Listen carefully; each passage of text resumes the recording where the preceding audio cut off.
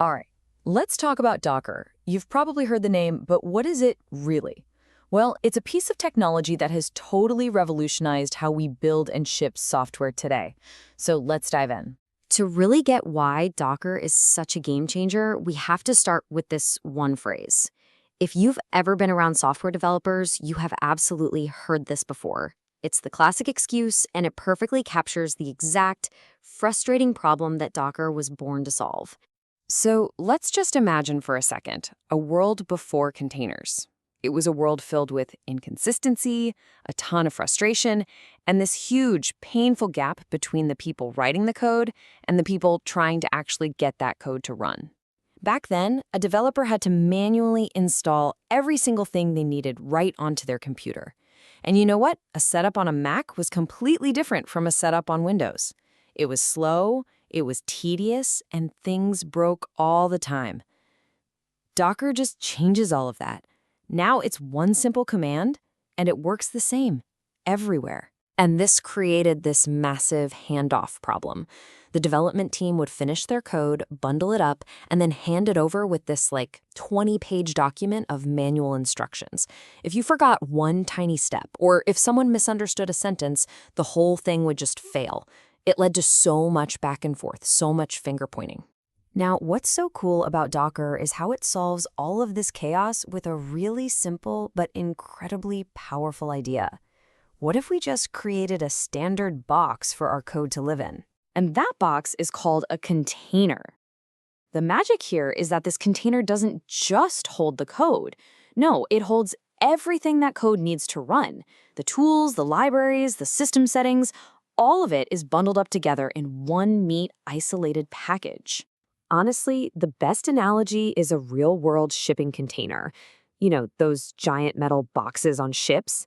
Just like a physical container can be moved by any standard crane or put on any ship or truck anywhere in the world, a Docker container can run on any machine that has Docker installed. It doesn't matter what the underlying operating system is. And this brings us to the powerful promise at the very heart of Docker. Build once, run anywhere. You package up your application one time, and you can be confident it's going to run the exact same way on your laptop, on a test server, and in production. It's consistency, finally solved. So how does this all actually work? To get from your lines of code to a fully running application, there are really 4 key parts of the Docker workflow that you've got to know. It all kicks off with something called a Docker file. Think of it like a recipe or a blueprint. It's just a simple text file that lists, step by step, every instruction for how to build your application's perfect environment. Then, when Docker reads that blueprint, it builds what we call a Docker image.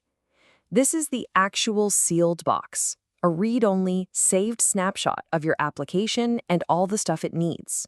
That image can then be pushed up and stored in a Docker registry. The biggest and most famous one is Docker Hub, which is basically a giant public library or app store for all these pre-built images. And finally, when you take an image and you run it, it becomes a Docker container. This is your application, live and in action. And from that one image, you can launch 1, 10, or 1,000 identical containers. Now, right about now, you might be thinking, hold on a second, this sounds a whole lot like a virtual machine. And that's a really common thought, but there is a crucial difference that makes Docker so incredibly efficient. The big difference really boils down to what is being virtualized. A virtual machine, or VM, pretends to be an entire physical computer. It virtualizes the hardware. That means it needs its own complete guest operating system. Docker is way smarter. It virtualizes the operating system itself, letting all the containers share the host's OS. So, what does that mean in the real world? It means Docker containers are incredibly lightweight. They don't need to pack a whole operating system inside them. We're talking about a container being maybe a few megabytes, compared to a VM, which can be several gigabytes. It's a huge difference. And that lightweight nature leads directly to incredible speed. A full virtual machine can take minutes to boot up. A Docker container? It can start in milliseconds. Just blink of an eye fast. For developers who need to test and iterate quickly, this is an absolute game changer. So why does all of this matter, right? Who cares if it's lightweight and fast?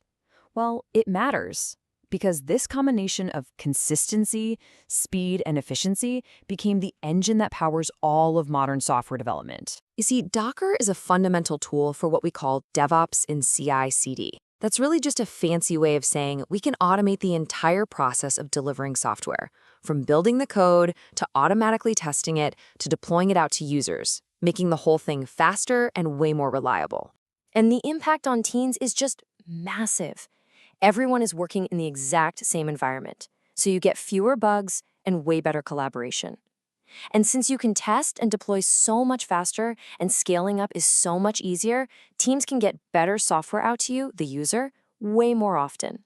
In the end, by solving that one nagging problem, it works on my machine. Docker didn't just give us a new tool. It created an entirely new standard for how we package and ship software. It was a fundamental shift. And that leaves us with a really fascinating question. What's the next standard going to be?